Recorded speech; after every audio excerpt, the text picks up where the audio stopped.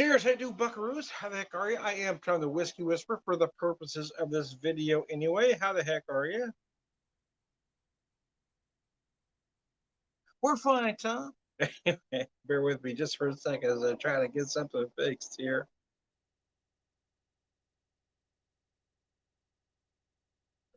Change that. And we're back in business. Anyways, how the heck are you? I'm going to do two old fashions with you, and they're both basically the same. The big difference is the whiskey in both of them. The first one I'm using the Dogmaster at 90 proof. It's a young bourbon, but I really do love Dogmaster's products. I do.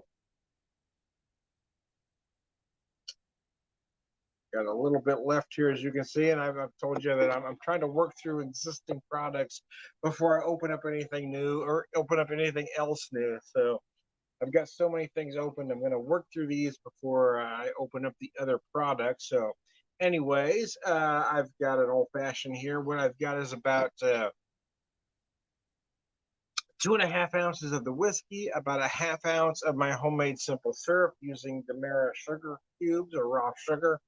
And some rhubarb bitters. Is like I said, I did both old fashions exactly the same way. The only difference is the whiskey. So anyway, because typically I do some different changes along the way. I just wanted to make that clear that they're both the only difference is the whiskey. Anyway, Slancher. As we head into Oktoberfest season, will I be drinking more beer in Oktoberfest season? Well, I might, but I've really been having some issues with some beer. But I do love the Meritzen style. I really do. I love the Meritzen. I also love the Fest beer, if you will, as well, which is more of a Vienna style lager. But I really do love the Meritzen. But I will tell you, at Mother's today, they had a Dunkelweiss that was, oh my lord, off the charts. Probably the best Dunkelweiss I've had since I left. Well, honestly, since I left Saddlebach Brewing back in 2018, Saddlebach did a brilliant Dunkelweiss. This one was wow. I mean, it really was that good. It was pretty amazing. It was just a brilliant Dunkelweiss. Well, the wise guy, it was just genius, man. That Dunkelweiss. You don't see a lot of folks aren't doing that style anymore. They'll do a Dunkel, they'll do a Schwartz, but you don't see a lot of Dunkelweiss. You know that Dunkelweiss, that dark wheat. Oh, cheese whiz bacon is absolutely gorgeous, man. And I got to tell you, Mother's, I hadn't been out to Mother's in probably over a year, to be honest with you. Yeah, it was last April when I was out there last for Earth Day. It was the last time I was at Mother's. But boy, man, that Dunkelweiss was just plain brilliant. I got to tell you, it was good. I also had their new Prague dark lager that was really good too, man. That beer was serious. I didn't have their regular Meritzen, but I did have I got there right as they were tapping their Firkin, a dry hop Meritzen, and that thing was just serious, man. So yeah, every beer they had out there, or beer they tried, I tried three. Yeah, it was Mother's doing some really good stuff, man.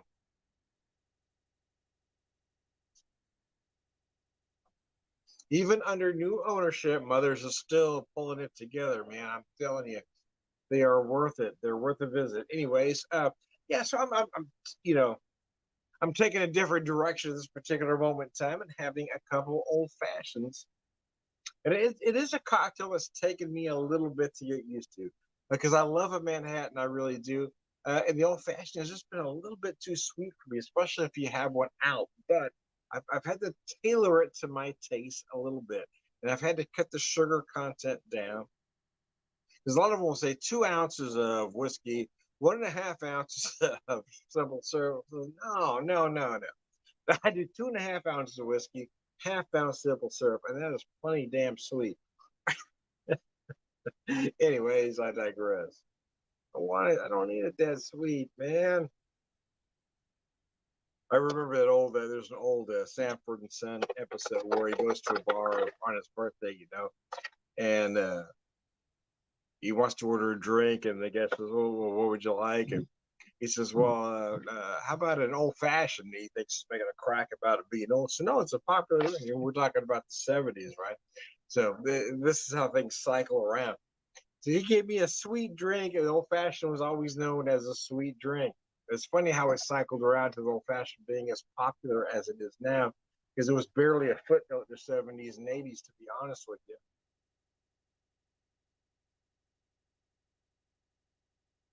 But something happened and it became popular again. Who knows how? I got to be honest with you. I do prefer a Manhattan. I do. I just think I think it's a more elegant cocktail. I do. But you can't deny the popularity of the old fashioned, especially with a certain generation, I guess. The one, younger than I.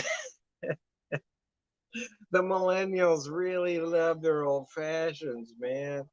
I'm a Gen X kind of guy, but I'm the first year of Gen X, so I'm sort of a Gen X boomer hybrid.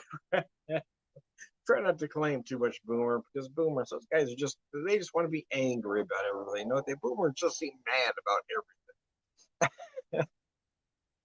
They're not even sure why they're mad, right? Boomers don't even know why they're mad. They're just mad. They're angry that things aren't going the way they ought to go, but they're not really sure the way things should go. They want to talk about morals. Well, I want to get back to when people had morals. We want to go back to like the 1950s when we had separate drinking fountains. Yeah. It's one of those things that we want to go back to a time like this, but no, that's not what we're saying.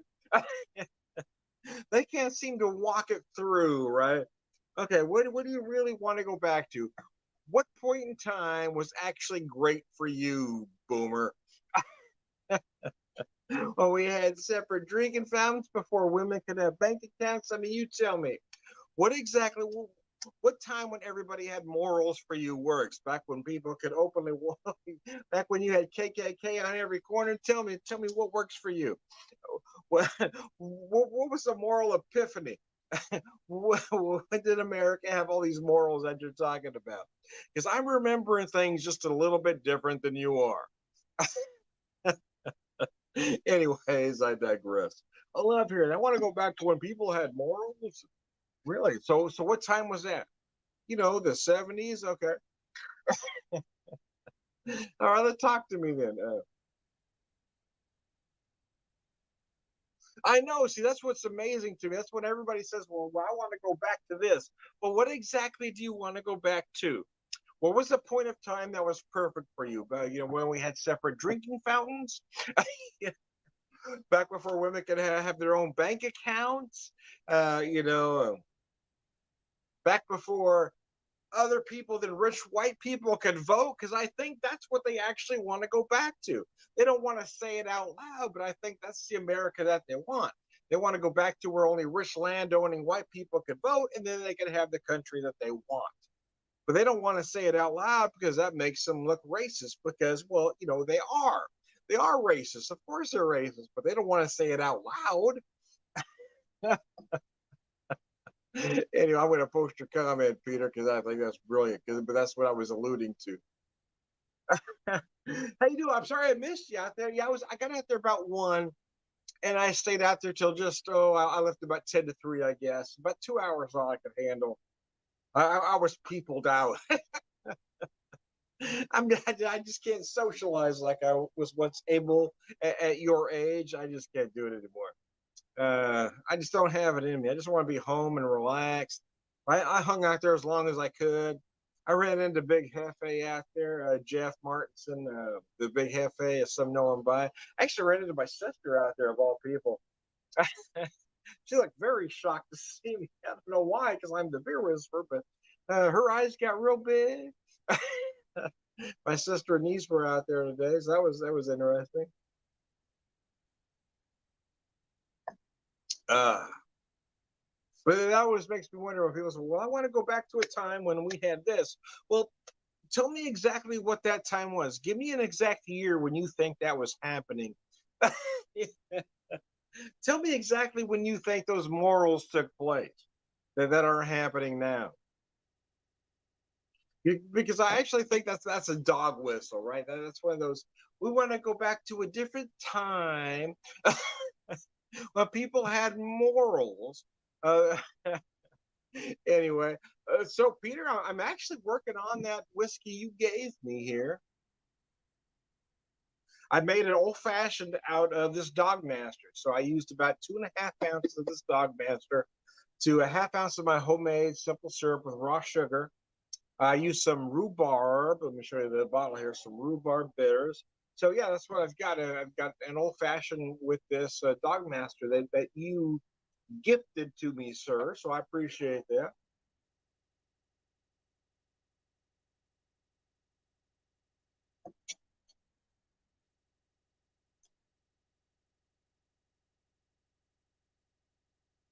I want to go back to when men wore hats. Yeah, that's funny too. As the funny thing is, my son Seamus, he loved the fedora. He always had a fedora on. He had this look that was like of no other. He made up this look where he wore sneakers or tennis shoes or whatever that kids call them these days. But he wore sneakers and basketball shorts. But then he'd have on a nice polo, nice dress polo over basketball shorts, mind you, and a fedora. That was his look, and he'd wear that to school. And he invented this look. The funny thing is, I remember taking him to the first day of middle school, and he was the only one that looked like that. And by the last day of sixth grade, as I picked my son up the last day of sixth grade, I saw at least a dozen kids walk out that same school with the same look, with basketball shorts and a fedora. I looked at my son and I just said, "You just started a trend, buddy." And he just kind of gave me a little wry smile that he used to be able to do this kind of half smile. He wouldn't acknowledge it, but he's give me a little smile.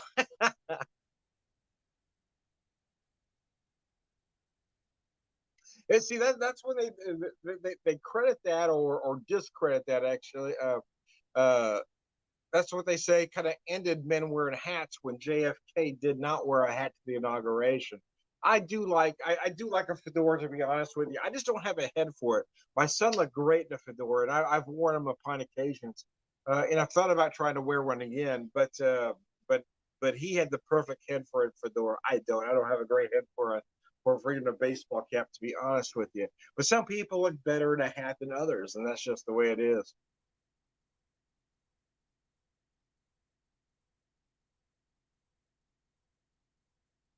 But yeah, it is. I don't know if we ought to get back to a time where everybody wore a hat, but I would like to get back to a time where, yeah, people can or not. We see more where it's not unusual to see a person wearing a hat, I guess. But I do enjoy. I do like a fedora. I do. I like the style of a fedora, I guess. I'm definitely not a cowboy hat kind of guy. I certainly can pull that off, nor would I want to be honest with you. But that's an argument for another day.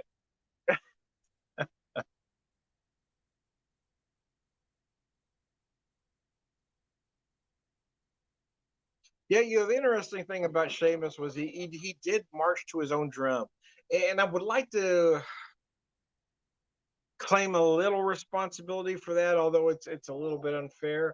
Uh, only because I was always one of those kids in school that didn't try to be part of anything. In fact, I always went out of my way to make sure I didn't fit in at all with anybody. Yeah. But Seamus almost did it with a little bit of whimsy that I couldn't pull off. I mean, he didn't fit in with anybody. He fit in with everybody, and I don't know how he did it. It was just one of those weird things. Again, he had this look that nobody else had. He was smart, but he wasn't a stereotypical nerd. He wasn't really athletically inclined, but he tried very hard. He did make the basketball team, only because the basketball coach just admired how hard he tried and he liked the spirit. He said he told me at the end of the season, he said, we had kids with a little bit more talent than Seamus, but nobody had more heart, and that's why he made the team.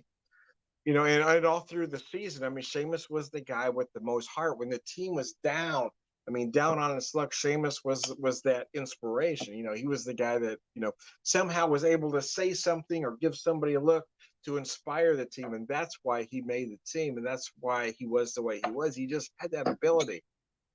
Uh, he was one of those guys that didn't fit in with anybody, but he fit in with everybody, and I don't know how to make that make sense, but when we had his memorial, I mean, there were folks from every, you know, how middle school is. If you can take yourself back to every imaginable middle school clique, Seamus just had that ability. I mean, everybody stood up and said, "I knew him because of this," or "I knew him because of that." You know, and there was a kid that you could tell it was a special needs kid, and you could tell it was very hard for him to even want to stand up in front of everybody, and he stuttered, and he said, "Seamus took me off to the side and made me feel special.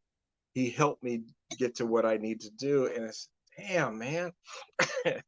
I'm trying real hard not to cry, but this kid is making me cry. And that's what Seamus did, is he just somehow, you know, he bonded with the jocks, the emos. I mean, again, every imaginable middle school clique. I don't know how he did it. He was just that one of a kind person that was able to do that. Which again, you know, takes me to my crisis of faith, right? Uh, you know, why would, if you believe in a superior being, why would he want to take away a person like that? And that was my crisis of faith for a very long time. And I'm not saying it's over, but it is something I deal with on the regular, is that why, if there is a supreme being, why would they want to take away somebody like that that could reach everybody? It does bother me a lot.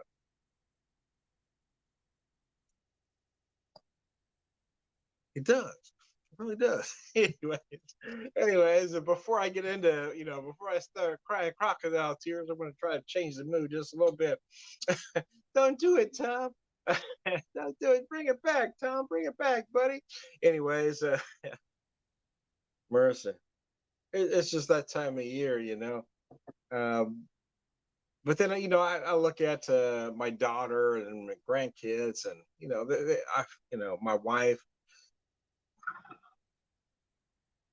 I've been rather lucky. I have. So I try not to dwell on the negative so much, because I was dealt a pretty good hand.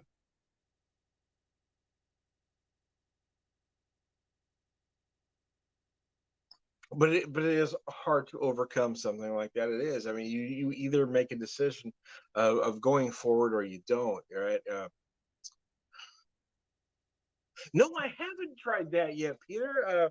We're gonna have to do that. I want to do that at Banter. I want to get. I want to bring in the bitters that I have, and we'll get some sodas and we'll try it there. Like, I want to do like this panel of I want to do a panel of several folks. We'll take some pictures of what bitters and pop we got going on.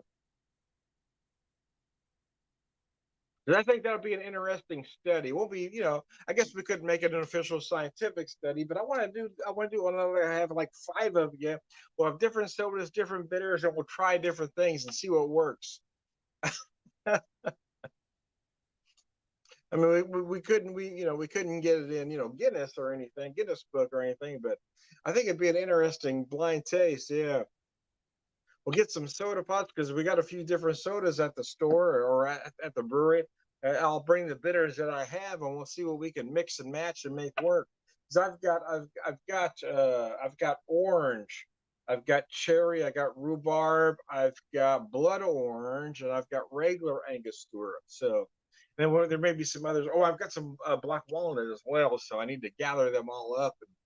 I know the deal you had listed some others that I don't have, but I have these, so we'll work with what we got, and we'll see what we can make work. Anyway, anyways, I digress, man. We kind of got carried away there, didn't we?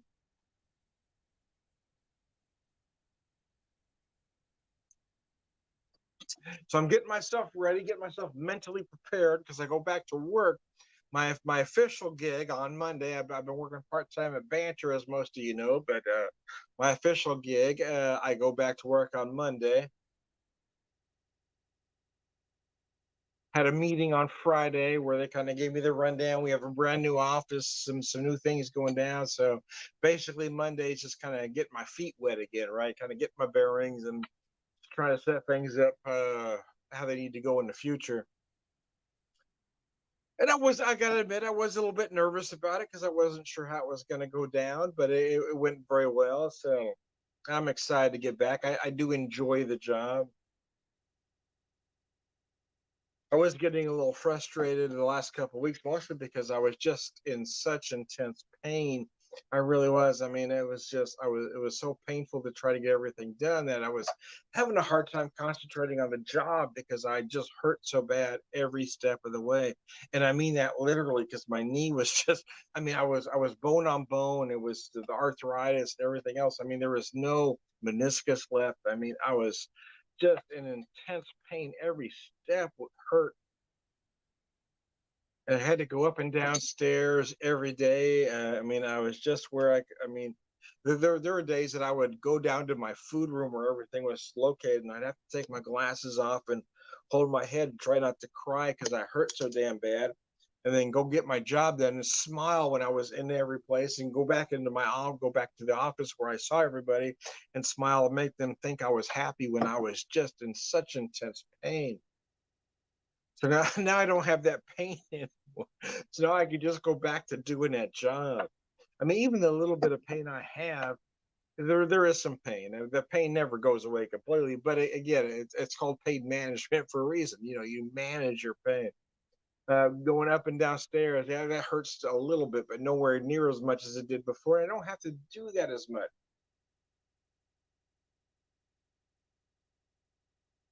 Yeah, I am actually. I'm very excited. Here, I'm going to post your comment here because as they were showing me the new office, and I had to go upstairs and downstairs as they showed me the new, the new executive offices, which I rarely have to go to anyway.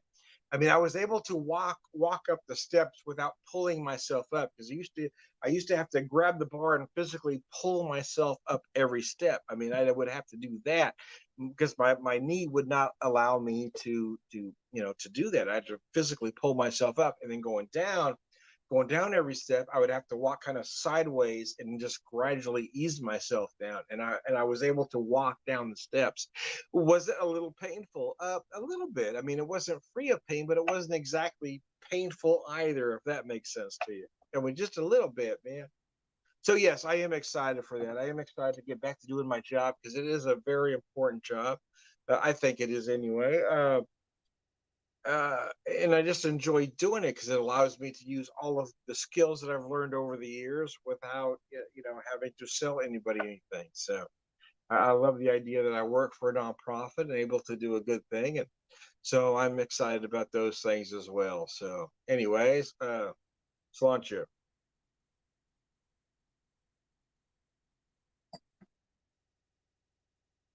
I'll be right back. Good afternoon, baby.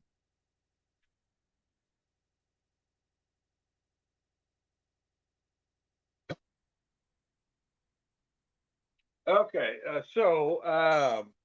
old fashioned number two.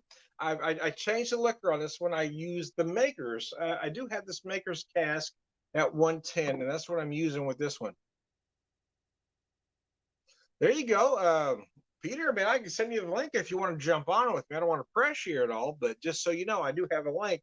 So if you want me to send you a link, I'll send it to you on Messenger. You want to have some whiskey with me in the video. So yeah, the only difference, this old fashioned is done exactly the same way. The difference is the whiskey.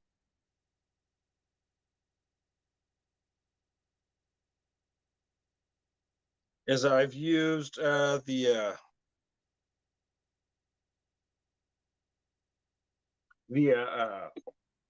Maker's Mark 110. Again, as you can see, I'm kind of working through some stuff. I'm trying to finish up.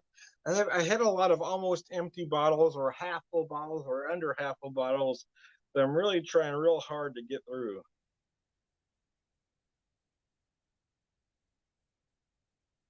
All right, I'll send that link to you, Peter, if you want to jump on. If not, you're not going to hurt my feelings. I just want to give you the option.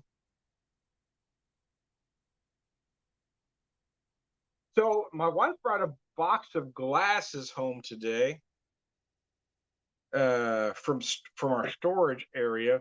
And this is one of them. So if you've seen some of the glasses that I have, the etching is very similar. The shape is a little different. I'm guessing, to be honest with you, this is probably a dessert cup. but it works perfect as it. Well, it would work perfect as a Manhattan glass, although I'm using it as an old fashioned glass. Because typically an old fashioned is served on the rocks. I just like mine straight up, but this would be a perfect Manhattan glass. Again, a lot of it because of I love the short stem, which would be perfect.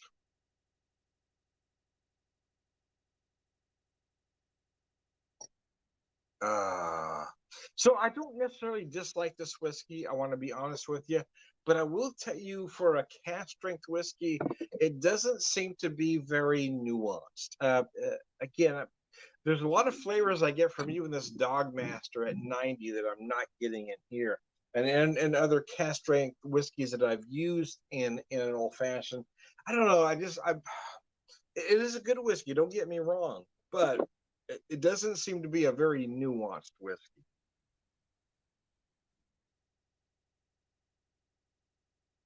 And I hate to use the word basic, but I feel like that's kind of where we are, right? I just feel like it's standard, right? And I feel like that's what regular makers is. But I was expecting more from this 110. I was looking for again just a little more nuanced whiskey, and it's just not there.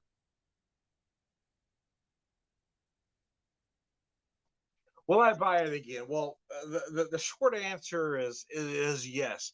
The longer answer is only if I can buy it at the big box store for about $38, because that's what I paid for it, about $38.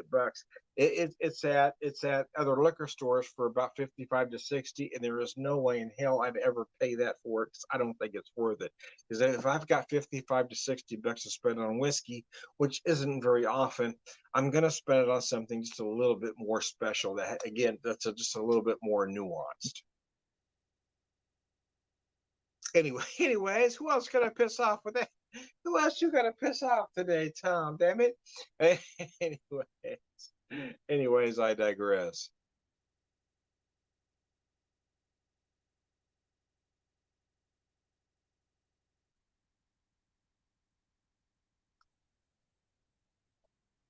So it was nice getting out a little bit today. I kind of debated on it, to be honest with you.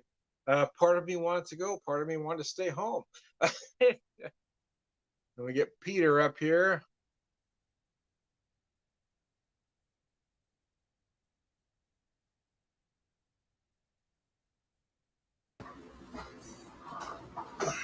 Hey, can you hear me, my friend? How are you? It looks like you're in the dark there. Yeah, it's just my little corner office here down in the basement. It looks like you're in a planetarium. No, I did my office flooded like the first month we moved to this house, and so I got a brand new paint job and all that. So this is my anchor wall, if you will, with all my plaques and stuff on it. And then one of these days I'll have you over, Tom. We'll have some pours. Well, how's everything going for you this evening? Pretty good. I had a good time at the Oktoberfest. I got to try their Marzen. I ran into, do you know Danny? He comes into the yeah. I ran into him and his wife. I know what you're talking about, yeah. And then Darren, do you know Darren with the fancy car? I do. Yep. So I ran into him and his wife. They actually gave us a table right by the entrance to the brewery in the shade. So my mom and I had a place to sit. We didn't have to fight people for. Oh, nice, very nice. Did you know Jeff or Hefe?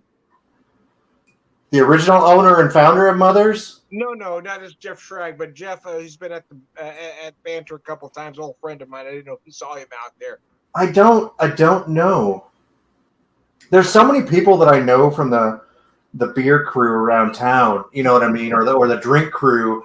That I'm like, I recognize that guy, and I recognize that guy. Yeah. That's kind of how I was too. Actually, ran into my sister out there. She didn't expect this. And you didn't know she was going to be there? That was a lot of fun. I didn't know she didn't know I was going to be there. Although she should have. I'm the beer whisperer after all. But I was going to show you. So this is that High West that I picked up, that campfire. Oh, nice. So is that what you're drinking right now? Yeah, that's what I'm sipping on right now. I was drinking this Atomic Pumpkin, which is my go-to. Oh, nice. Oh, that looks gorgeous. Okay. September beer, if you will. So, are you drinking that whiskey neat? I've got a couple cubes of ice in there, only because it comes off really heavy, but unlike Scotch, where if you add like a little bit of water, the Scotch can get kind of toxic or acidic. You know what I mean? Almost like battery acid. This comes off a lot smoother, but you still get that smoke. And I'm telling you, if you got a mustache like mine, this stuff is good to sip on because the next morning you wake up and you're like, it smells like I was in a campfire last night. That's funny. So I've been working through this Dog Master that you gave me. So So that came from John originally. Okay, all right. I took it, I tried it, because you had recommended it, but it wasn't for me. But I didn't make it with cocktails, so I'm curious now to try it in a cocktail. Okay. To see if that improves it. Bring the rest of this back to you. Let you old fashioned it. We'll give it a go. I'll trade you that Bloody Butcher for it. Okay. Well, we need to plan a thing with you, me, and Sid, and we'll maybe do some cocktails. But yeah, it's been a good weekend, man. It was nice to kind of get out today for a little while. Nice to see Halloween decor out and about. My wife and I love that. So we went to we're getting there, aren't we? Michael's. Well, they already had it 40% off, and they had Christmas stuff ready to go. And I'm like, really? We're not even to October yet. Yeah, like, why are you selling Halloween stuff? We're not even to October yet. Come on now. Well, the funny thing is I always look through YouTube because I use some of the videos as backdrops for my videos. Mm-hmm. So and they're already popping out. I mean, of course, you're doing Halloween videos. But they're already popping out Christmas videos. That's crazy. I mean, where are we going? Are we just going to have Christmas whenever you want now? I'm just saying. I told my wife, I said, I guess we could set up our Christmas pictures, right? Mm-hmm. We can just sit. I can put up a background. We'll sit back there. We'll do it right at home. We don't have to pay somebody to do it. Hey, give me a sec. I'm going to turn on the overhead light here and see if that makes it a little less creepy cave guy with the beard. Yeah, we got a little more light going. There you go. Yeah, just to be clear to all of Tom's viewers and friends, I'm not a creepy, live in my basement, beardy, crazy person. Look, you're in a planetarium there, but that's funny. Now I wanted to do two versions of an old fashioned. Everything the same. The only thing I changed was the whiskey. The thing about this whiskey, I don't know if you've had this. This is the Maker's Cask. I love Maker's Cask. That got me into Maker's. See, here's the thing. I'm not in love with it because I don't feel like it's very nuanced. You got to get it at a cheaper price point. It's like that. Well, see, I bought this actually at Sam's. It was like $37, whereas every place like $50, like $55. Yeah. Yeah. That's a good. I'd take it at that price, and I'd just make it a daily sipper. But I mean, I guess the flavors. It is a good whiskey. Don't get me wrong, but again, I just don't feel like it's very nuanced. Even the Dog Master, I feel like that offered me more flavors than this is offering. Have you? I know that the Bourbon Society here in town did a Maker's barrel pick with High V. Have you gotten one of their bottles yet? No, I haven't. Yeah, honestly, I haven't. Even people that are not Maker's fans are like, yeah, that stuff's pretty legit. Because I think Mark Warnow was talking about it. He's like, I'm not a Maker's fan, but he quite liked that pick that they had there. Really? Okay. Well, and I guess with Makers, it's all about the stave profile. I mean, you probably know this. But you can you can see the different bottles, and they say like, we have 2, 3, 1, this, and everyone's like, oh, I have to get that one. That's the special one. Well, I got to be honest with you. For me, I mean, I'm a craft beer guy, and I'm a craft everything guy. So if I'm buying beer, if I'm buying wine, if I'm buying whiskey, I want to buy as small as humanly possible. So I don't buy, big stuff like Maker's often. I want to buy, Oracle from Tiakida. I want to buy Dog Master. I want to buy everything as small as humanly possible. I completely agree and empathize with you on that because I'm the exact same way, which is why I went overboard on that Wood Hat because it was a local Missouri distillery. Yeah, but it's just not. It's not for me. And if you like it, though, right? Huh? You weren't crazy about the Bloody Butcher. I was not. I like they did a barrel pick with BSO back in the day, and I don't remember what particular strain it was, but it was quite good. but the rest of their stuff that I've had, I just have not been impressed with. And I'm sorry, Wood Hat. No, it's okay. So I do want to ask you a question though. With the wood hat, what applicant did you drink it neat on the rocks? Did you? I did. I drank it. I drank it neat. I drank it neat and on the rocks. I have not made cocktails with it, which I'm thinking maybe just the way that you do things, it's leading me to believe I should try it in a cocktail before I just poo-poo it, out of hand. Yeah. So are you more of an old-fashioned guy or a Manhattan? I am. I like old fashions. I like Manhattans as well. I also like some of the weird drinks where I'll do it was whiskey and Saint Germain and something else. I made a cocktail out of that. That was quite good. That was my go-to for a while, actually. But then I just went back to I get a jar of maple syrup from a lady that actually makes it in her home up in like Michigan or Minnesota or Wisconsin.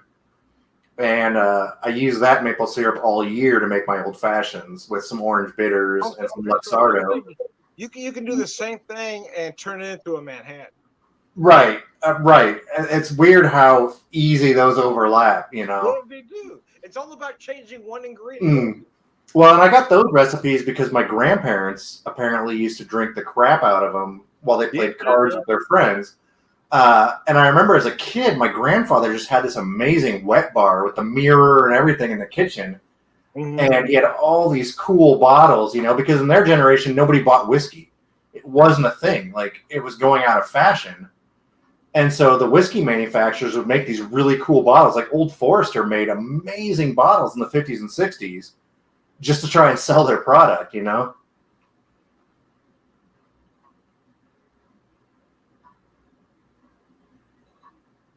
Yeah, so I'm guessing that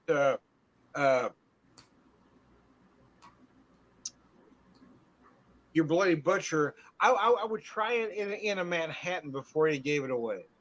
I'll make a note of that. I'll give it a shot.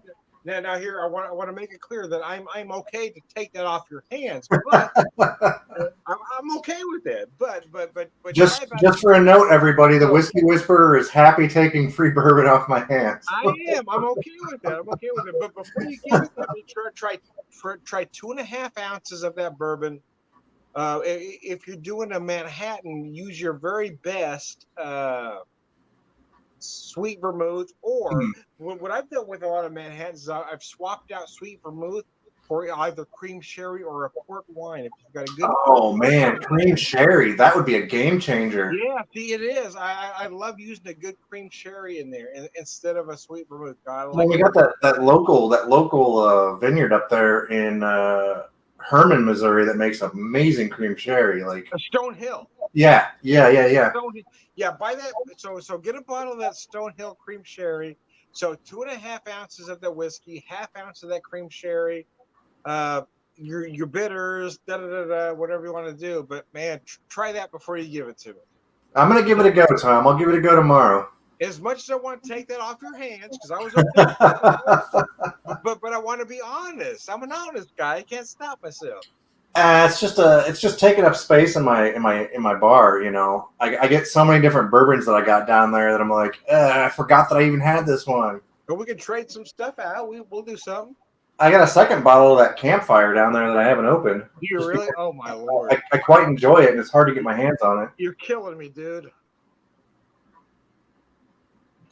I think I got 2 bottles of old Colonel Taylor. I've got 2 bottles of Blanton's. A bunch of Old Forester lines. I don't remember who turned me on to Old Forester. Old Forester is quite good for the price point. Old Forester is really good for the price point. It really is, yeah.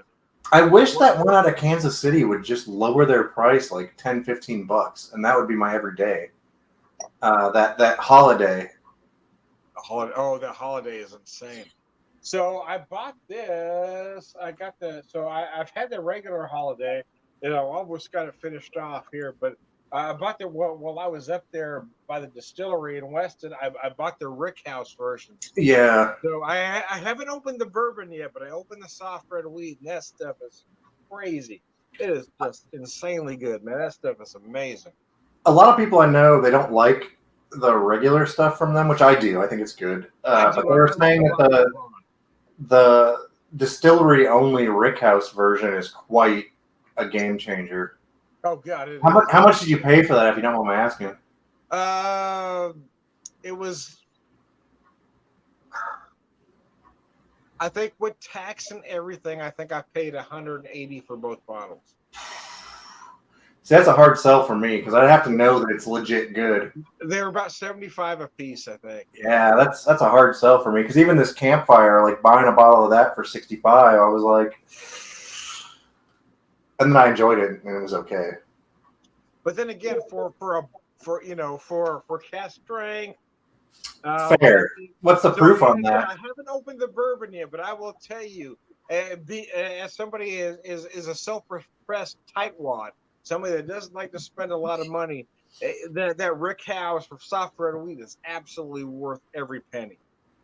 I'll give it a go if I can find it. I like their soft red wheat. I do have a bottle of that. You can only get the Rick House at the distillery. Right, and that's what everyone's saying. Somebody brought some to that BSO tasting I went to with Sid the other month. But I didn't think to grab it because it looked like the exact same bottle as they're normal, you know. It is, oh man, it is just insanely good. You will take a drink. You can pour yourself 2 ounces neat and take a drink, and it does not. I mean, you will feel no burn whatsoever. It is so clean. It is so tasty. Oh, it is just amazing whiskey. Have you had that one I recommended you with the Amburana wood that brings out the cinnamon toast in it? Did I give you a taste of that? Oh no, Janan was working that day. Yeah. Because I brought that bottle in just because I didn't want to just sit in my car and overheat. And then everyone in the brewery was like, "Hey, can we try that? Hey, can we try that? Hey, can we try that?" No, I haven't had that one. No. I'll save you a pour of it. So, are you going to be at Banter tomorrow?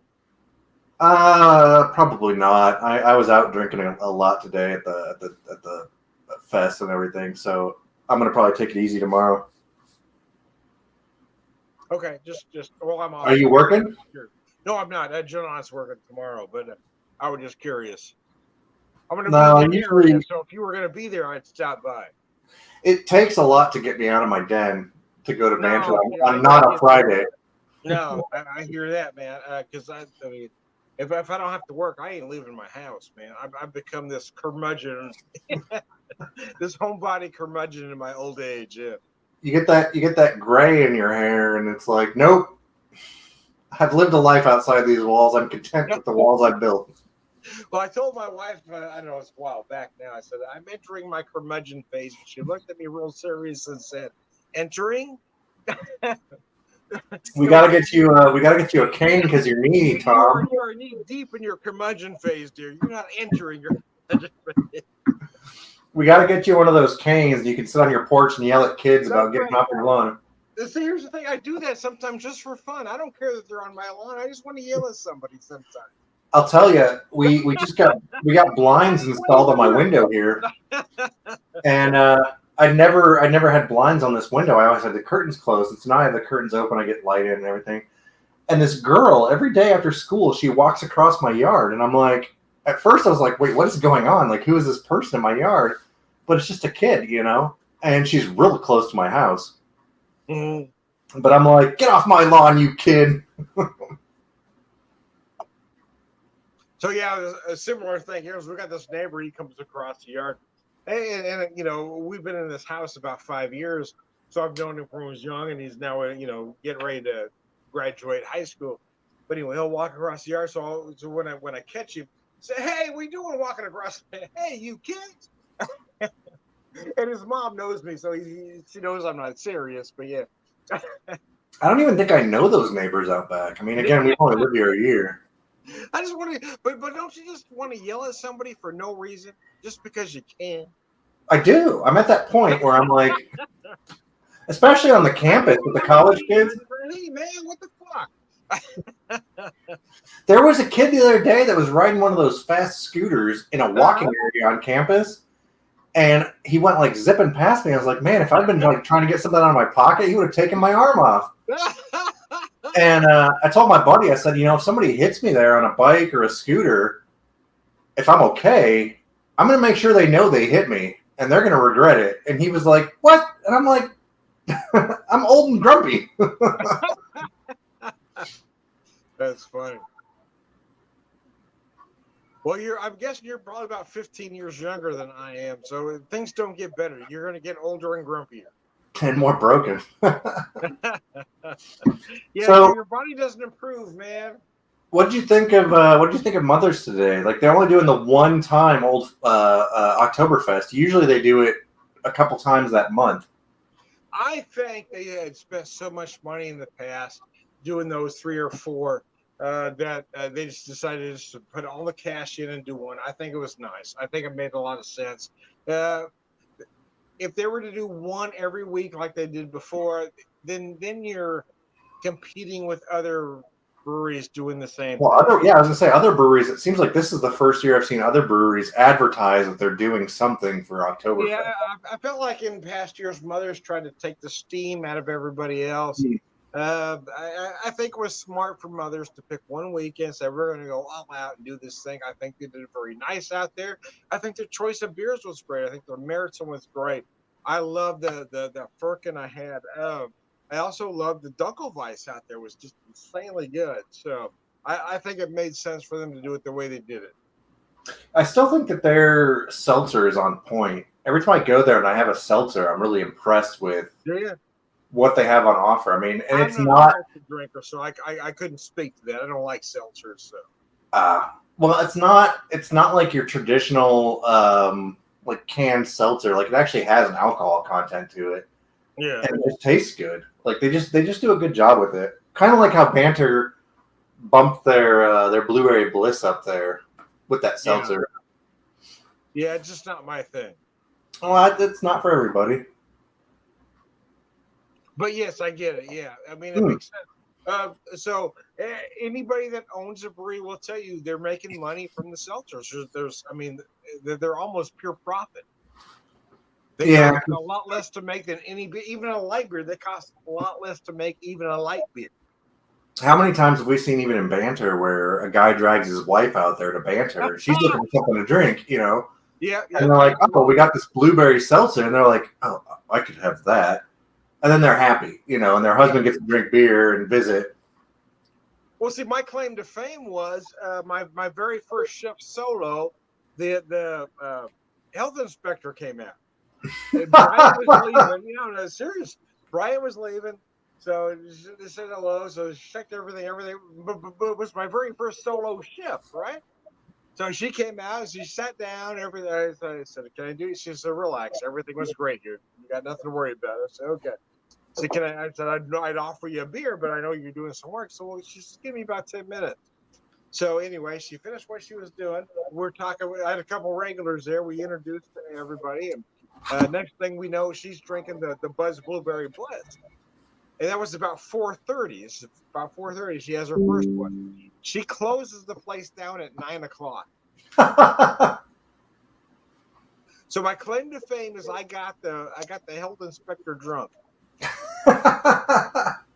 That's got to look good for Banter, though. I mean, I love that. So, but about 7:00, she called her husband, and he came out and joined her. They had a few beers, and they left together. I'm glad she wasn't driving, but anyway, yeah, that was my claim to fame. Was I got the health inspector drunk.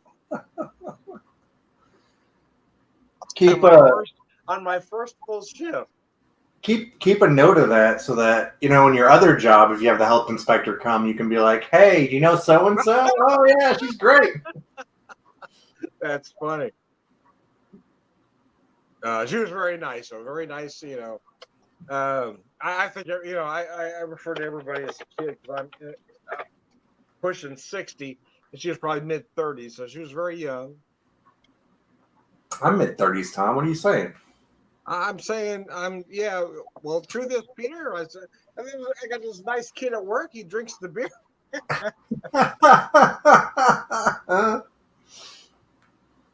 And I've loved having Banter there. I really have. Just having a brewery on this side of town that's easy to get to, where I don't have to go all the way, down to Holdfast or Tie and Timber or, and I don't want to go deal with the headache that's Wire Road. Not to say Wire Road's bad. It's just there's always so many people there, and that's just not for me. I like a more intimate, friendly setting. Well, see, and Banter is basically that hometown bar, right? Yeah, It's I that really neighborhood, appreciate what they're going for with that. little brewery, yeah. Well, I bring my mom there, and there's no friction. Like, none of the regulars are where my mother would be like, "Oh, those are bad people. You shouldn't hang out." You know what I mean? Like, it's a family. We have people that bring kids there. Well, see, I remember talking to you before I started working there, so I'd just go and sit in my corner, and we'd just start talking, and that's the kind of place Banter is. Oh yeah, I don't know how many. I mean, in the last year, how many close friends I've made there now. The people that I generally am, I haven't seen them in a while. Are they okay? Is it going well? How's their surgeries? Everyone keeps track of each other, and I've never had that somewhere else at a drinking establishment. It's nice. Well, me either, because I remember of course, when I went out for my knee, you guys messaged me almost regularly. You and Sid were checking in with me all the time. Mm-hmm. And it's not just you. Like, we have Carter. He had a surgery done. I saw him, and I was like, you doing okay? Everything all right? Jimmy's birthday, having a gigantic. Jimmy, yeah. well, even Carter and Jimmy, when I came back, they wanted to make sure I was okay and doing all right. I've never had that anywhere else, really. No, me either. I gotta tell you, I mean, it is that perfect. I mean, it is that like Cheers like atmosphere. Norm. Well, the funny thing is, that's what I do. As soon as I see everybody walk in, I announce it. Hey, it's Peter. It's Jimmy. Hey, Jimmy. I announced. I was worried that Jimmy wasn't there on Friday. I didn't know what was going on. Like, I was like, wait. I knew he was going to be out this week, but yeah. Well, that's why I messaged him. I was like, you coming in today? And he's like, oh, we're at, whatever. But hey, I'll be right back, man.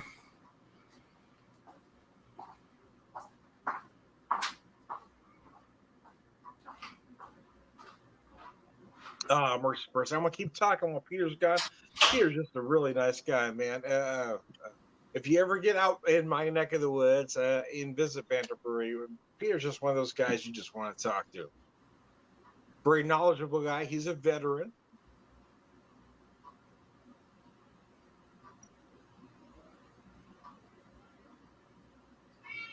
So you always want to respect somebody like Peter here, man. He's just a great dude.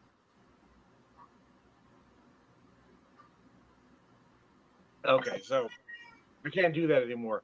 I got those. I got them down, man. I got those 2 down.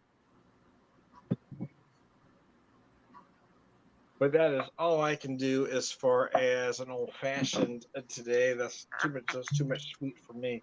But I do have some Oracle here as Peter does whatever he's doing there, and I'm going to pour some Oracle in here, and I will just drink the rest of this particular bottle neat. I hear a cat in the background.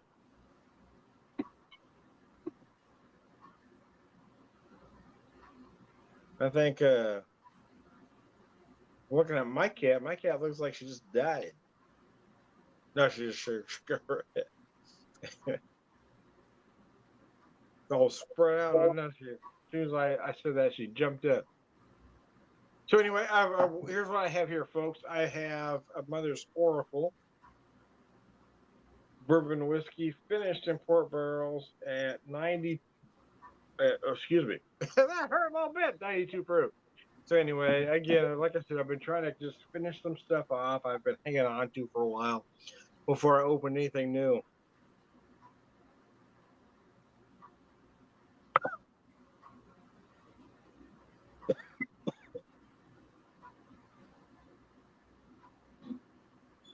There we go. So I got about an ounce-ish there anyways. So again, it is a 4-year-old bourbon, or 5-year-old bourbon, I believe. Actually, I said that. I believe it says 5. Finished in port barrels. Peter, what's going on, my friend? What are you talking about with port barrels? I'm finishing off the last of my Oracle. Yeah, that's what I was trying to show off my glass here. There you go. There you go. I really wanted to try that one. I love port barrel finish, especially that Bowman Brothers out of Virginia makes a great port barrel finish for an accessible price. Yeah. But a lot of people are down on those. They don't like them. I Oh, I don't know love the why. port finish. Yeah, I do love the port barrel finish. This one from Tiaki Da, the sister company of Springfield Brewing Company. This whiskey is just crazy good. I was actually just there for their Martzen release, their 25-year Oh, were you? glass release. I Yeah, didn't get out there. I wanted to, but I couldn't make it. I well, I remember it being like the only brewery in town back in the day for a while there. Yeah, Um, they were. Yeah, so when I'd come home on leave, I'd go there and drink beer and shoot pool. yeah. Uh, and so it was nice to go in. Like I got off college that day, and I was like, "Oh, it's 2:00. Oh, Springfield Brew Co. is open." So I wandered in there and got one of those glasses. There you go. So you did 20 years in the military, right, Peter? Yeah. So I've got a friend of mine, close friend of my wife and I, did 20 years on a sub Mm-hmm. in the Navy. That's a whole nother breed of people, though. I mean They are. that takes a certain mentality to be able to. It is. And he's got some good things to say about the military. He's got some not so good things to say, but Well, it's the thing that people don't understand is the military is a reflection of the citizenry. So, if your citizens here in America aren't X, Y, and Z, then your military can't expect them to be X, Y, and Z because you're not. You know what I mean?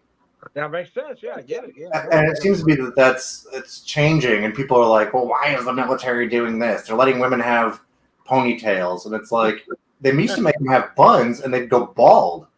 Like women would legitimately lose patches of hair because they were tightening up their hair so tight in these buns. And so I get it. Like it's got to change. We have to change and adapt. So why can't everybody just be who they are? Why is that a problem? Well, and that's the thing. I think that we're going to have to come to a meeting of the minds because there's a lot of jobs in the military that are not kick in the door, shoot people in the face. You have your guys that I'm just happy working IT. And in society, a lot of those IT guys are, I hate to say it, overweight, love Lord of the Rings or what have you. They're something different. They're not particularly military, you'd think military folk. And until we can look to those guys and be like, yeah, you can do your job, you can love your job, come on in, we're not going to be competitive. Because the Army is still of the mindset that everyone has to be a soldier first. And you have to be gung-ho and trained to shoot and kill. And until we get past that, where it's just some people do that. So you're training people to do one job, but there's 100 jobs to do, right? So you're looking at one aspect. You're training. I was intelligence. I was intelligence, but every Monday I would have to go check on vehicles. I'd have to PMCS a vehicle. I'd have to, check the oil, check all the fluids, are all the lights working? Does the brakes work? Does the emergency brake work? And the thing is, like, that's not my job. I'm not a mechanic. I'm not a maintenance guy. But here I am every morning, on the Mondays. It's cold. Motor pool Monday. So you're expecting everybody to have the same skill when they don't have the same skill. Well, and then on top of that, it's like everyone's going to the range and shooting. You may be terrible at shooting a rifle. You might only be like a 5'2" young lady, and that rifle might, weigh a ton to you, but you're going to shoot. You're going to qualify. And it's just, do we want that 5'2" lady on the front lines? But some of them can do it,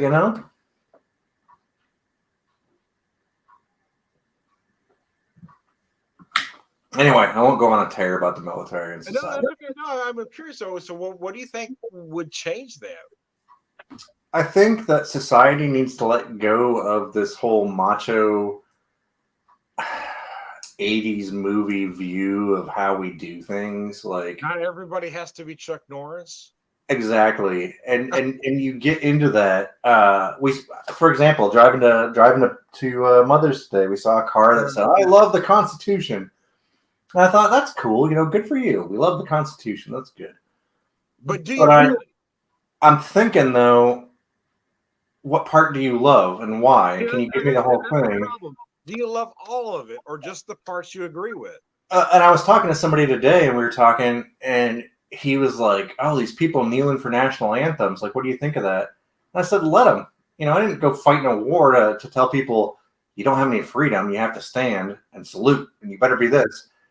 No, like let them be what they want to be. Like who cares? And it's just interesting, And there's some military folk that are like, they better stand, and how dare they? They're disrespecting. Well, I'll tell you an actual conversation I had with my dad, who was a World War II vet, has a Bronze Star from World War II. It wasn't about kneeling, but it was about burning the flag, and he didn't like. Yeah, that was that generation thing. So here's that. So the conversation I had with my dad was, Dad, what do you think about that? He says, well, son, I don't think they should be burning the flag, but I'm glad I fought for the right that they could. And that's where we're at with kneeling. It's the same argument as, damn, maybe they shouldn't be doing it, but that is, it's the same people that say they should be having a peaceful protest that are mad that they're actually having a peaceful protest. We learned about that in my sociology class in university, and it was the same thing. It was like, well, when is it okay to protest, and how do you want us to protest, and do we have to do it in your little bubble? If it has to be a peaceful, how I mean, kneeling for the national anthem is the epitome of a peaceful protest. So how is that a problem? Why is that a problem? Well, the thing is, a lot of these people, they've tried the peaceful way of doing things. They've tried going through their local government or what have you. And it's just not getting them the satisfaction that they need. They're still struggling, suffering. What I'm getting at is that if anybody attacks somebody, they say, why are they attacking? Why are they looting? Why are they doing this? Why are they doing that? But when they kneel, why are they doing that? That is the epitome of a peaceful protest. Why is that a problem for you? You disagree with everything. You disagree with all these other protests. Whether it has to be in this framework. And did they fill out this paperwork and are on that side of the street? I'm just saying. Why is that a problem? If they're kneeling for the national anthem, that is the very epitome of a peaceful protest. Why is that an issue? I'll tell you, I was embarrassed by Missouri a couple of years ago. We had the black people were marching to protest across an area, and the white people pulled guns on them. Like, these are rich lawyers, like millionaires, and they feel like they're in jeopardy. You're a millionaire. Nobody's coming up to you, and you have all these firearms. Nobody's coming up to you and stealing your millions of dollars. Yeah. And it was like, oh, those poor people. And it's like, no. And they didn't even hold their firearms correctly. They weren't trained. They weren't skilled. They were just loosely holding a gun, and how dare you? You talking about that St. Louis? Yeah, that couple. Yeah. That's insane. I mean, what was that about? So I think there was a Black Lives Matter protest going on, and there was people marching through an area. No. And they didn't like that brown people were near their house. It made them uncomfortable. Yeah, that was what I was getting at. Is why is that a problem? Because white people are scared in St. Louis. Why are we scared? What is the problem with us, white folks? Why are we to be fair, Tom, after St. Louis won the Stanley Cup for the first time, I was hoping that most of those abandoned East St. Louis buildings would burn to the ground in celebration. People, man, why are we afraid of everybody that doesn't look like us? Oh, I don't know. We have to have a white Jesus too. How did that come about? So that's the funny part too. I've actually had this discussion with folks. I mean, they will swear up and down that they're not racist, but they have to believe that Jesus is white. And so why is that important that Jesus? I mean, there is no circumstance. I mean, if you look at the area Jesus was born, there was no possibility that Jesus was a white guy. But, however, why is that important to you? Why is it important to white people that Jesus was white? I don't know. Again, that's going back to what you were saying when I first. That's crazy, man. Why is that important to you? Jesus could not be white. There was no circumstance where he could be. But why is it important to white people that he could be or should be? I don't know. And that goes back to so many different things that I'm unhappy with. That's why I jumped on your video here in the first place with what you were talking about. Like, I get it. It resonates with me. I mean, there is no possible way Jesus could be white. Look at the area he was born. It's not rational to believe Jesus was born white. So again, why is it so important to people that Jesus was a white guy? Why does that make them more powerful? I think it just it gives them the excuse that they can, push away a certain subsect of the population or Again, so that's the next question: is why is that important to them? exactly. Did you ever see? I think it's Ethiopia or Nigeria. I think it's Ethiopia. They have a tradition of Christianity that's Ethiopian Orthodox. Not to get into like religious and political and all that on your channel, Oh no, I'm uh, but like all of their saints, their icons are like the Virgin Mary, but she's black, or Jesus, he's black. And they claim that they're descended from Solomon on the Queen of Sheba's side, and that they have the correct version of Christianity because they never changed it. And it's almost like the Eastern Orthodox, or when the Catholic Church and the Eastern Orthodox split, the Ethiopian Orthodox is its own thing. I agree. There's no reason to believe that's not true, to be honest with you. Who's going to go back in time and tell me that these people are wrong? So here's the thing: is I don't care. Does it change your view at all? No. I mean, it makes, and in all honesty, it just makes more sense. I agree. I think that having a lot of things out there, I think white people seem to have the need to have superiority, and I'm not sure why that is.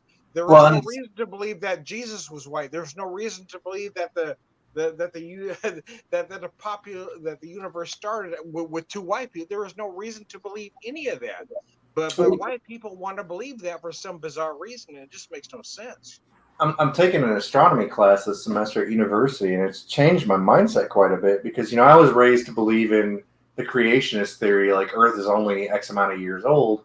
Uh-huh. And our professor was like, hey, carbon only has a half-life of 6,000 years old, Uh-huh. It's great for mummies. It's bad for rocks. You have to use radiation dating for things that are not human. And he's like, Earth is several billion years old just by radiation dating. We're not 7,000 years old. Now, there's nothing saying that God didn't create Earth or the universe because everything was liquid and it spun, and that's why we have the iron core. But it's just you're getting your dates wrong there, fella. And add white Jesus to that, and it just gets too much for me. Yeah, and I have to agree with that, man. I do. See, my thing is I do believe that I don't know if it's the God in the Bible. I do believe there's something else out there because I've actually experienced and felt certain things. But to say, well, the Earth is only 6,000 years old, well, that's just ignorant.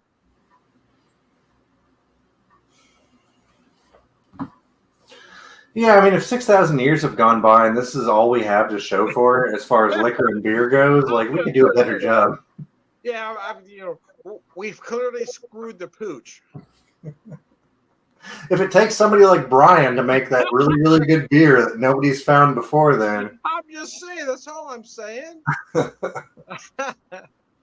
I mean, why wouldn't we have a better society? Why shouldn't we have a better society? We do. It's just not in America. We were talking about that today with flags. We were talking about flags today at Mother's, and I drove by Bass Pro, and they have all these American flags everywhere. Yay, yay, America! And if you come to my house, you'll notice I have one flag, and it's folded, and it's in a triangular case, and that's my retirement flag. Oh, very good. Well, I have two other flags. One was flown over the Pentagon for me, and one I flew over Afghanistan for myself.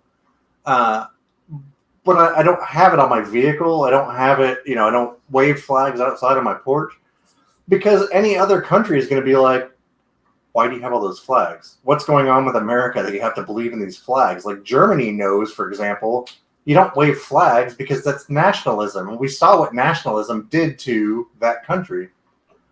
It's cool to... Having that conversation, do you see America becoming that nationalist, Nazi-like country? They're trying to. I would say they're trying to. You got Ron DeSantis in Florida. You got Greg Abbott in Texas that are clear. You got the lady in Arizona as well. Yeah, yeah. So Carrie Lake. So how do you? Well, Carrie Lake lost, but how do you think about those? I think that it's ridiculous. Like they're not doing anything to benefit their people or their constituents. But it's about to benefit them, though. It is to benefit them, and they spin it to their people that yay yay. But who's that joker out of Texas where they had their power grid shut down, and he flew off somewhere else? He's the governor. He's responsible for that state. Cruz. Yeah. And I'm like, what do you do? What are you doing to care for your people? Like they're literally suffering. The thing is, he doesn't, but they still vote for him. Well, I can't make that make sense. Have you seen the pictures of the actual people with literally Nazi banners and flags outside the entrance to Disneyland in Florida supporting DeSantis? Yeah, but why? Why is How do you square? How do you square? Like, do you look and say, "Oh, they're just a fringe group, but I still support him"? If anybody was like, "Hey, I support that person," and they were Nazis, I'd be like, "Clearly, that's the wrong person to back." Yeah, I'm just saying. Well, it's like the Trump supporters. Well, I'm not saying Trump is a Nazi per se, but what I'm saying is Nazis support Trump, and I can say that with. I mean, that's clear. I'm 100% sure that Nazis don't support Biden. No, but Nazis support Trump. And to be fair, I don't support Biden either. I don't support my first choice, but I certainly don't want Trump back in office. I completely agree. And I get all this I get this pushback that, about Trump as far as, he's going to save things or, at least he's not crazy or at least he's not this. And I'm like, but he's not doing anything good either. Well, he is crazy. I mean, he couldn't spell hamburger. What the hell is Kofifi? He wanted a new curd cake. He wanted to inject bleach. I mean, he is crazy. He thought that ultraviolet lights would save you from things. I had COVID, by the way, when I moved here to Missouri, which I got. Tell me Trump is not nuts. Trump supporters that want to bring up every little thing that Biden has said that has been a little bit on the iffy side. Trump has done a lot worse. I couldn't even listen to him talk. The way he talked was so disjointed and bad. It just hurt my brain to try and think down those pathways. What the fuck? Nothing made sense except the Trump supporter. Yeah, well, and you get those flags on your truck and your boat. I can fucking afford a boat, Tom. I think you had to lobotomize yourself. I try. That's why I drink whiskey. I mean, what the hell is wrong with these people? How could any sane person support somebody as ignorant as Trump? So, Tom, you work in the school system, right? That's your main job. Yeah. And you've seen the food and the things that these children get, and it's just not good.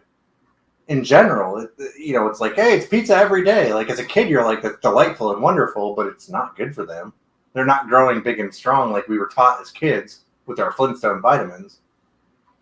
So how do you square that? Like I know for you for a fact, you've tried to get healthier food at a better price to actually be good for these kids in these schools. So what I do is their lunch, their breakfast or lunch, I have nothing to do with.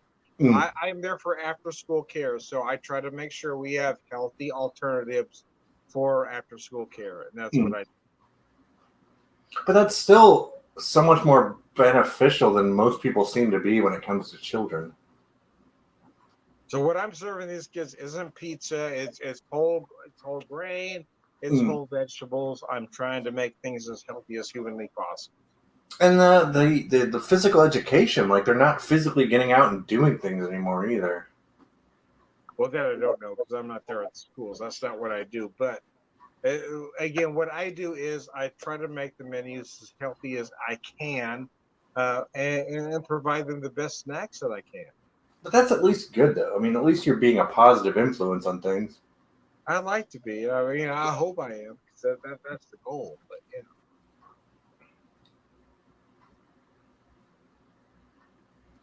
I agree.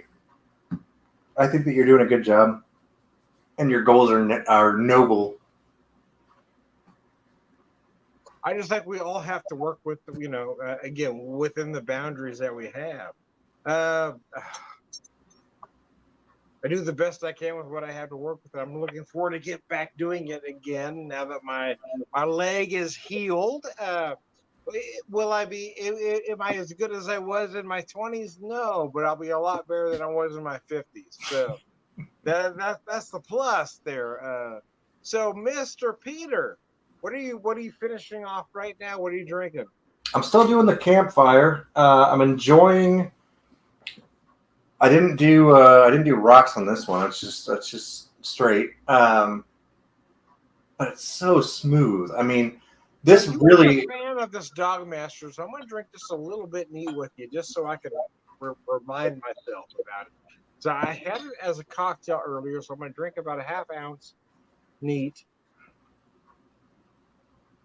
So I'm getting a lot of maple on the nose. All right, the first thing I noticed was maple. So you had this whiskey. You weren't crazy about it though. It seemed a little too young for me It is a very young whiskey. to drink straight. Do you not get the carbolic acid kind of kick in there somewhere? Yeah, maybe, I don't know. For me, actually, it tastes very sweet. I got a little brown sugar initially. Wow, I hadn't had this neat in a while, so. No, I'm not getting it, to be honest with you. Wow, that's good. Surprising. I get a lot of big, deep brown sugar. Means I get a lot of big molasses. I got a lot of molasses there. A little bit of vanilla. No, I'm finding this very. You have a much better palate than I do. Maybe it was years of cigarette smoking that burned my taste buds off. But well, it could be the opposite too. It could be my palate is old and burnt, and I just don't taste the things you're tasting. Well, no, I mean you're even better at qualifying your taste. Like I could just tell you, this tastes like smoke, and there's a little bit of sweetness to it. I couldn't tell you what the sweetness is. Oh hell, Peter, it's all a crapshoot, man. I say if you enjoy something, you enjoy it. That's man. That is it right there. And I'll always suggest. I get people that ask about bourbon, and I say, Evan Williams Bottle and Bond, Old Granddad, preferably 114, Old Tub from Jim Beam. That line is good. Yeah, but I will tell you, the Evan Williams Bottled and Bond, that is the best value in bourbon. 100%. 100%. Because you can drink it neat, you can cocktail it, you can do anything with that bourbon. It is good. I wish that Four Roses was up to that test, because Four Roses gets a good rep in the bourbon community. It does. But their base Four Roses is just water. There's no good flavor. There's no. Yeah, there's nothing to it. I mean, you can make a good base cocktail with it, but I wouldn't drink it. I'd rather have something that gives me a little bit of a punch to my. No, but that Evan Williams Bottled and Bond, that is the very best value. It really is. There's no way around that. I'm loving Old Tub lately, though. Old Tub has been my go-to. That Old Tub about 21, yeah, that is a nice bourbon. It still hits 100 proof. Yeah, it's at 100, yeah. Now I've got, I think it's 130, 126 proof. Horse Soldier here that I'm going to open in a couple weeks as my anniversary retirement bourbon. All right. Well, we may have to talk about that. Yeah, no, if I do it, I'll have you over and we'll do a pour and chit chat. No, my friend. I'll bring something over that I feel is equivalent.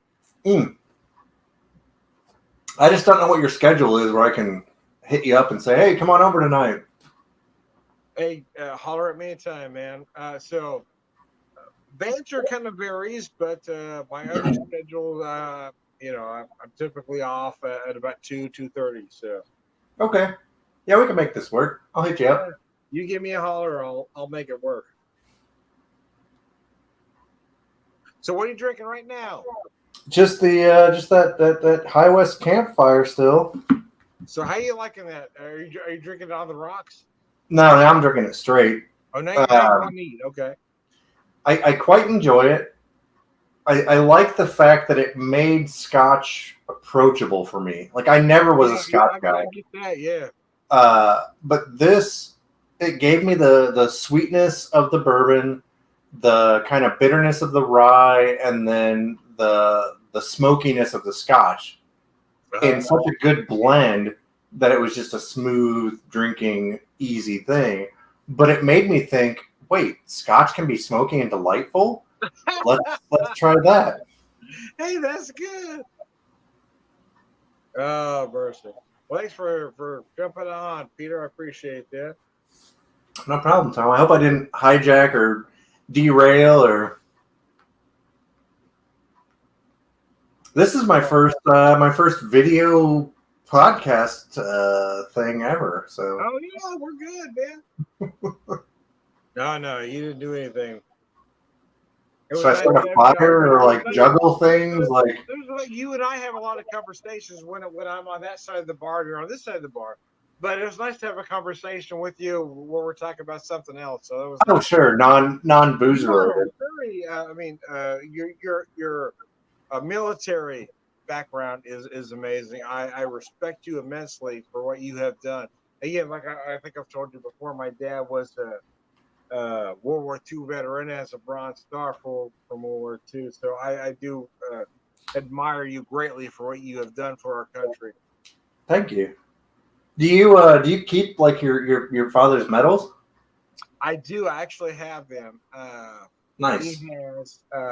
There's a Bronze Star, and there's a couple others that I'm going to take a picture of them and send them to you. Yeah, do that. There's a couple of them that nobody's quite sure what they are, but he does have a Bronze Star.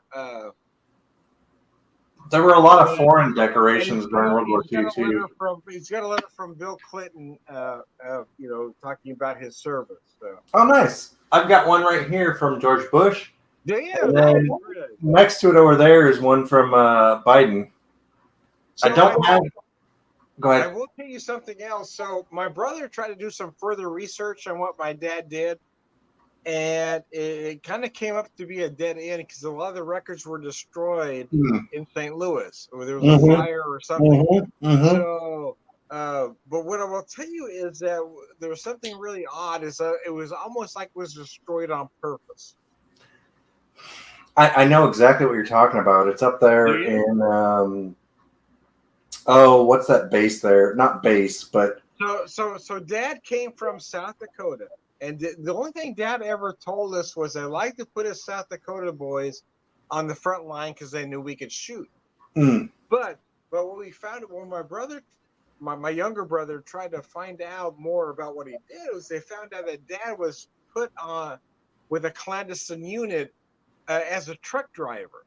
Oh, nice! Nobody knew why he was listed as a truck driver. But then everything kind of went blank for a while. And then all of a sudden, Dad got a Bronze Star, but nobody could say exactly what it was from. And back then, they didn't just give Bronze Stars. So now, I'll tell you, if you're a lieutenant or an officer and you go to Iraq or Afghanistan, and I think Vietnam was the same way. If you were an officer and you just showed up, they're like, here's your Bronze Star. Like, thanks for serving. But World War II was a completely different animal. They didn't just give things willy-nilly back then. So I was 12 years old. My dad took the very first vacation he ever took. We went to South Dakota where he was brought up. We're at in South Dakota. So anyway, we went to, and this guy tells me, your dad saved my life, but nobody will ever know that because that story can't be told. Wow. We're at in South Dakota, Tom. And so here's the thing. At that moment, this guy said, your dad's has a Bronze Star. I didn't know what that meant. I was 12 years old. But Dad had never showed us that Bronze Star. You know what that Bronze Star was? It was in a little tiny box in a closet that Dad never looked at. Yeah. Does that tell you something about that generation? Or, I mean... So they served, they did their job, and it was a job. And they're like, okay, I did it. Time to go have a family and my new bungalow house, and my job at the factory. So I have this thing now that has these, this certificate and Dad's awards, but Dad never showed those to us kids. He didn't want us to see them at all. I had So why do you think that was?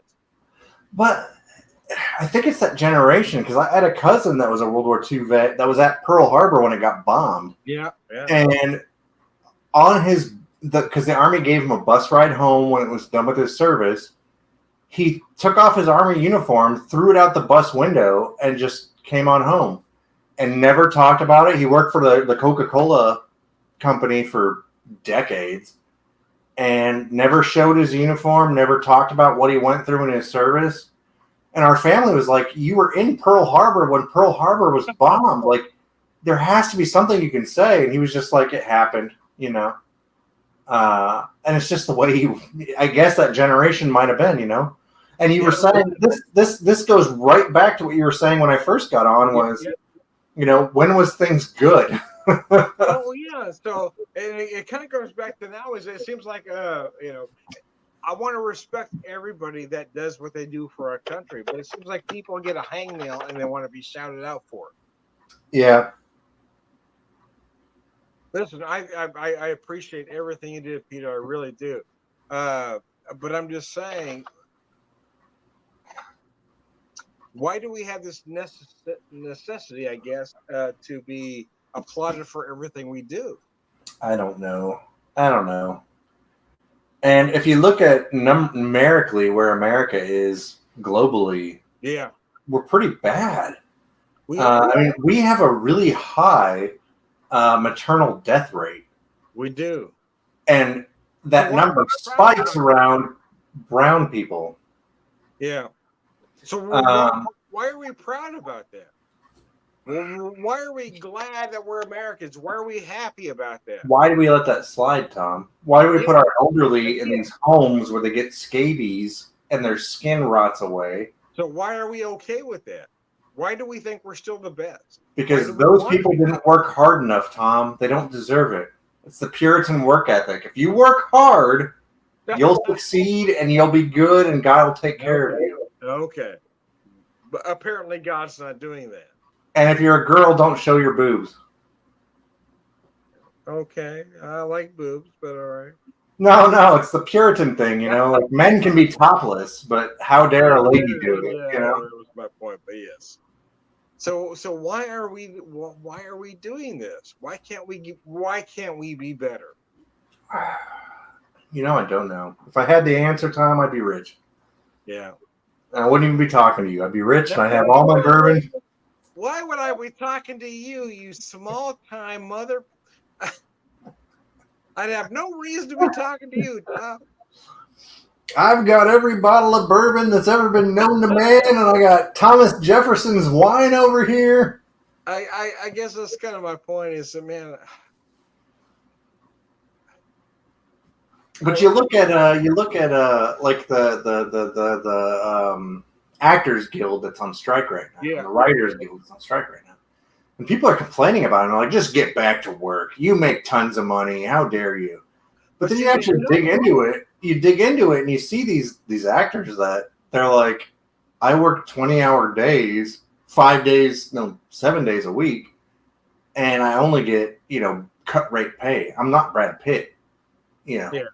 But this pays my bills. But see, everybody thinks everybody gets paid this much money, and they don't. No. Anyway, I gotta sign off, Tom. It's been great. I wish you the best, good sir. You too. I gotta call it a night myself. But thanks for jumping on, Peter. It's been a lot of fun. Yes, sir. I do want to say one more time. I appreciate your service, sir. Thank you. Credit to us all. I am Tom. I'm gonna ask you to hang on just for a second. Don't sign off quite yet. I am Tom, the Beer Whisperer, beer evangelist, bluff beer drinker, purveyor, wisdom, and all around good guy. And I want to thank my friend Peter for joining me this evening as we end this conversation.